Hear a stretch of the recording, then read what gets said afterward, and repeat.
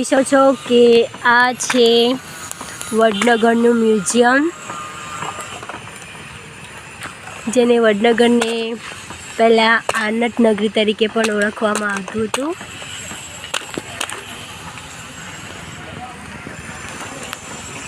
આ છે વડનગરનું મ્યુઝિયમ. શું ટિકિટ છે? તો પણ શું ટિકિટ છે?